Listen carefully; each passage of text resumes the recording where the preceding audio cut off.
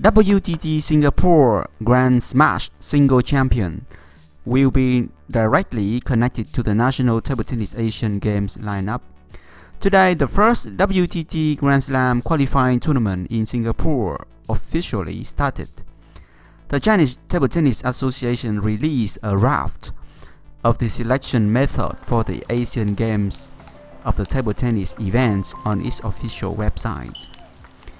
The WTT Singapore Grand Slam is one of the 4 slams of the highest level in the WTT series. In addition to the officially certified highest prize money, it also attracts the highest level of athletes from all over the world. The Chinese team sent a luxurious lineup of 16 players to the competition.